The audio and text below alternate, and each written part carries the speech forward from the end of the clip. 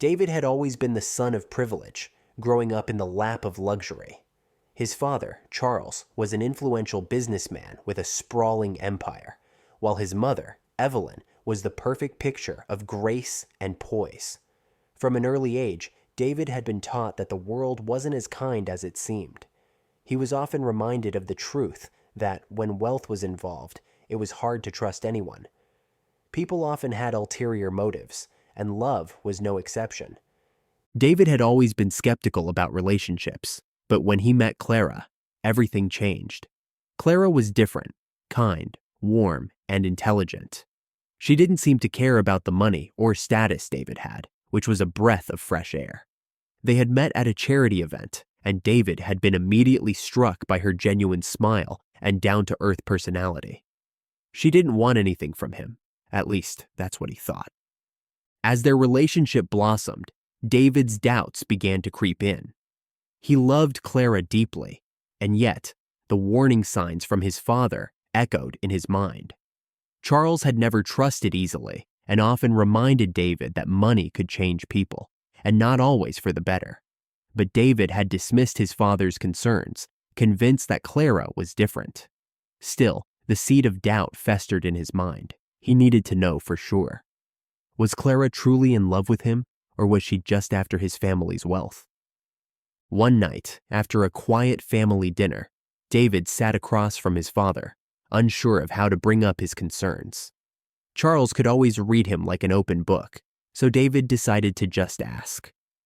"Dad, I've been thinking, what if Clara's not who I think she is?" he asked quietly. Charles looked at him, raising an eyebrow. "What do you mean?" "I mean, what if she's only interested in me for the money? I know it sounds paranoid, but I can't shake the feeling. I love her, but I don't want to be blind to what might really be going on." Charles leaned back in his chair, a serious expression crossing his face. "David, I'm not saying she's like all the others, but the truth always comes out. People show their true colors when it matters. You have to be sure, son. Be careful with your heart." That night, David couldn't sleep. His mind raced with possibilities. Did Clara truly love him, or was he just another stepping stone in her quest for a life of luxury? After hours of restless tossing and turning, an idea began to form. He would test her. He would go undercover. David had grown up in the business world and had participated in a few undercover operations with his father. He knew how to keep a low profile. The plan was simple. He would create a new identity, one that had no ties to his wealth. He would pretend to be someone ordinary, a man with a modest background, and see how Clara reacted when the money was taken out of the equation. It was the only way he could get to the truth. David began by creating a fake social media profile under the name Ethan Richards. He carefully constructed a backstory, an average guy working a regular job, living a simple life. He even went so far as to rent a cheap apartment in a different neighborhood to make sure no one could trace him back to his real life. After weeks of preparation, David, now Ethan, reached out to Clara under his new identity. He kept the conversation light, pretending to be a friendly stranger. His messages were casual, starting with small talk about mutual interests. Clara, eager to make new friends, responded warmly. Their conversations moved from social media to texting, and soon they were chatting every day. David, now caught in the role of Ethan, found himself both excited and conflicted. He was discovering new layers of Clara that he hadn't known before, but he wasn't sure if those were the layers he wanted to uncover.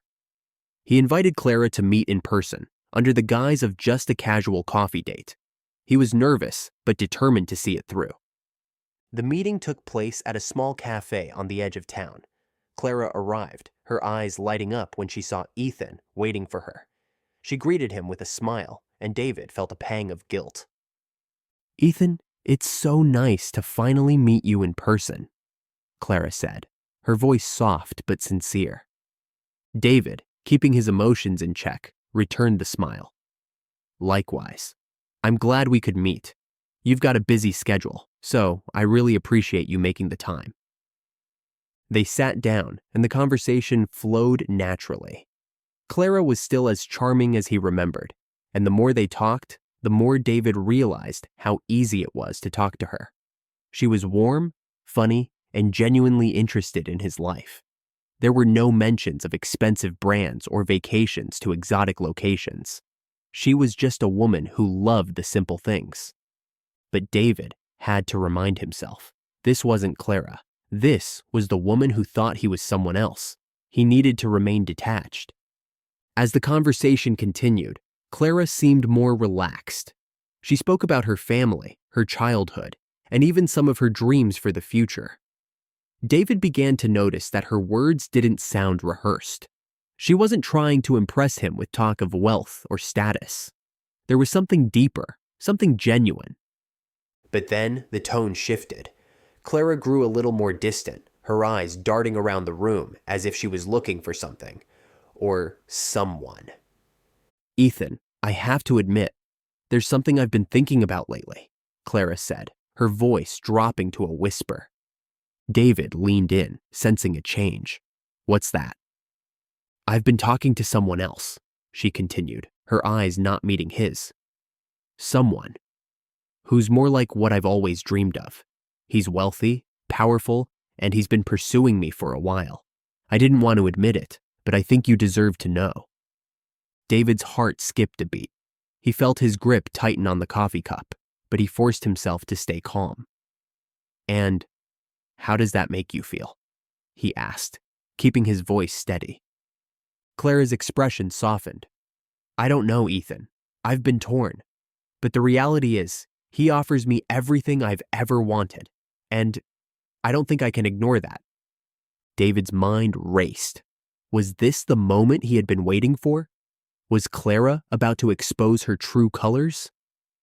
"I understand," David said, his heart sinking. "But I have to know, Clara. Why even continue seeing me if you've already found someone else?" Clara hesitated, glancing down at her hands. "Because I didn't want to hurt you. I didn't want to be the person who used you for your wealth. But the truth is, I want the security he can give me."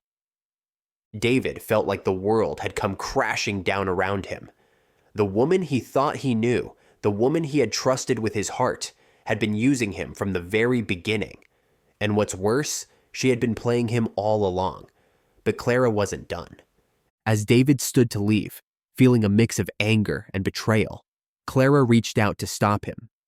"Wait, there's something else you need to know," she said, her voice trembling. "I'm not just with him for the money. I'm pregnant, Ethan, and it's his baby." David's blood ran cold. His head swam with disbelief. "What are you talking about?" Clara's eyes filled with tears. "I didn't mean for this to happen. I didn't want to hurt you, but I couldn't keep lying to you. The truth is, I'm already involved with him, and now I'm going to have his child." David stared at her, his mind racing as everything he thought he knew about Clara shattered into pieces. The game was much bigger than he had ever imagined. But what could he do now? He was left standing there, questioning everything. David didn't know what to do. His mind was reeling. Could this all have been a setup? Had Clara been playing him all along? Was she using the pregnancy as a final play to secure her place in a life of luxury? What was the truth behind her relationship with this other man? The only thing he knew for sure was that his world had just turned upside down. But as he walked out of the cafe, he couldn't shake the feeling that this was far from over. Was this the end of his relationship with Clara? Or was there more to uncover? Was there someone pulling the strings behind the scenes? David had no answers, but he was determined to get them. David walked out of the cafe, his mind clouded with anger and confusion. Clara's confession echoed in his ears, but something didn't sit right. If she had truly found someone else, why was she still entertaining their conversations? And the sudden revelation of her pregnancy, it felt too convenient. As he drove back to his rented apartment, a nagging thought clawed at the back of his mind. What if Clara wasn't the one playing the game? What if she was being played? Determined to find answers, David dug deeper.